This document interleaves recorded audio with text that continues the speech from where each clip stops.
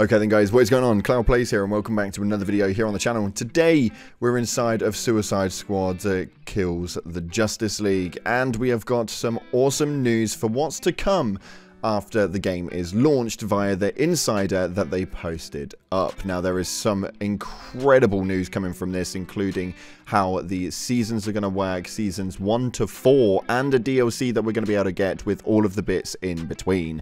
So with that being said, if you haven't already, smash that beautiful blue thumbs up and subscribe with post notifications turned on. It'd be greatly appreciated. Also check out our sponsor Advanced GG, the #1 clinically proven energy supplement on the market. My favorite flavor is cherry vanilla, but you guys can catch an array of flavors via the link in the description.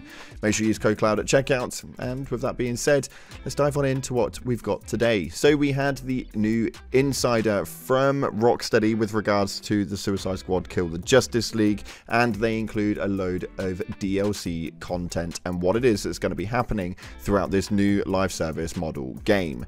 Now, it's at all hands that we already kind of knew of, but the notorious clown prince of chaos, the Joker, has officially been confirmed to not only make an appearance in the Suicide Squad Kill the Justice League, but also to be a playable character. Now, this revelation came during the third and final developer diary series for the game by Rocksteady Studios, where the post-launch content plans were unveiled ahead of the release date. The studio outlined the roadmap for the first season of DLC set to be released in March. Now, Season 1's additional content includes a new boss fights, enemy variants, a playable environment inspired by the Joker, and 2 new episodes featuring activities and missions and strongholds. Now, Rocksteady has outlined plans for the next 3 more seasons of the Suicide Squad Kill the Justice League. Each season will introduce a new playable character and a new playable environment, along with other additions like weapons and activities. Notably though, the highlight of the first season is the introduction of Joker as a playable character. This may bewilder fans of Rocksteady's Arkhamverse games, considering the upcoming game is set 5 years after Batman Arkham Knight, where the Joker from the trilogy is deceased. However, this Joker differs from the one in those games. He originates from another dimension based on the Elseworld comics. Now, Rocksteady Studio director Darius Sadeghian, and I've definitely butchered yet another name here on the channel, clarified in the developer's diary the original Arkhamverse Joker has been dead for 5 years, but this is a new Elseworlds twist on the villain. Johnny Armstrong, Rocksteady's associate design director, added that the Joker was part of the Suicide Squad in the Elseworld that he's from, which already shows that he's already slightly more cooperative than the previous Joker we've had, teasing that this Joker is unhinged in different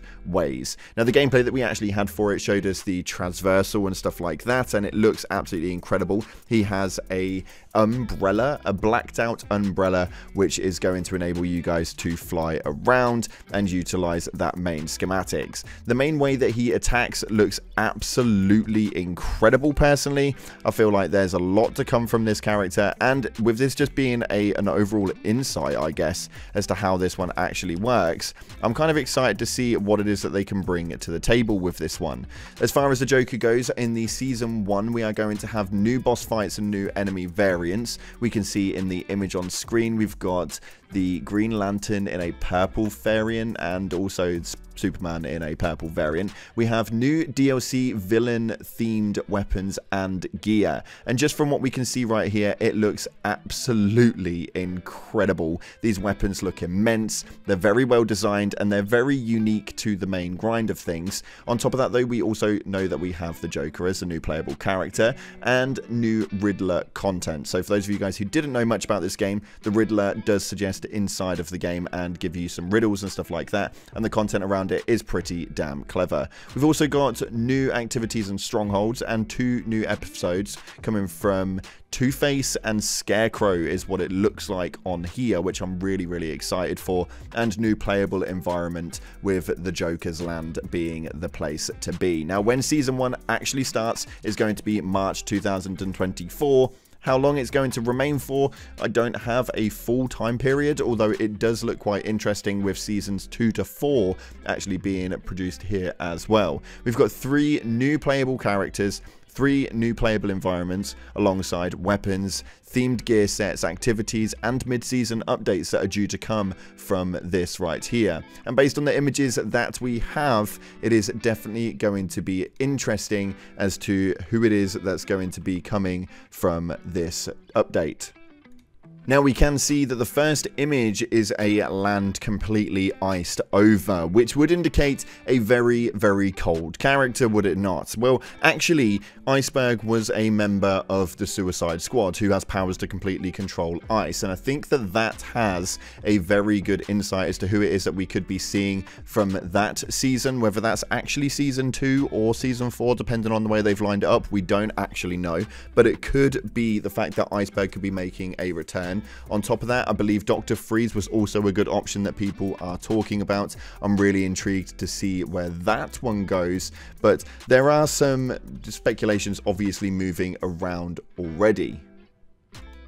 In the second image, though, we do see sort of like a lava-infused area, which seems to be what the playable environments are, where we could be seeing quite a lot of different things, including maybe El Diablo, as he appears in Suicide Squad, but we don't actually have the full tolls right now. As of right now, though, it's just a guesstimate, and I'm really, really excited to see what it is that Rocksteady can do with this. We are a matter of about a week away now until the launch of the Suicide Squad at Kill the Justice League, and it seems to be very, very interesting as to how this one is going to play out.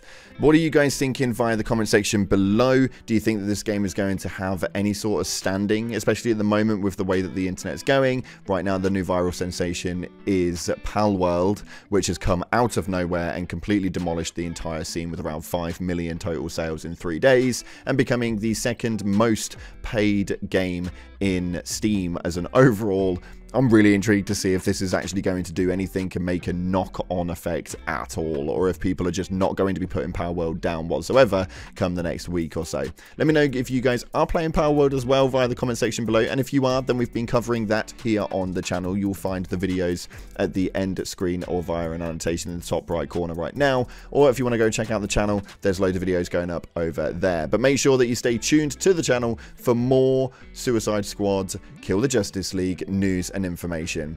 There is obviously going to be no more insiders from Rocksteady with regards to this game, as we're now just at the point where the marketing scheme should ramp up to the hilts. We should be getting a load of information with regards to what it is that we'll see inside of the game. Although we've already had a fair amount, it's safe to say that during the final week, it's when companies generally really hammer it out there. So they've been quite open so far and shown us seasons and how this all works, but how it is that they'll use their marketing scheme to push the game even further with things that we don't know, we'll have to wait and see. Me, myself, I'm well excited, and hopefully you guys are as well. If you haven't already, smash that beautiful blue thumbs up and subscribe with post notifications turned on. It'd be greatly appreciated. Thanks again for watching, guys, and thank you for all of your support here in the Suicide Squad realm.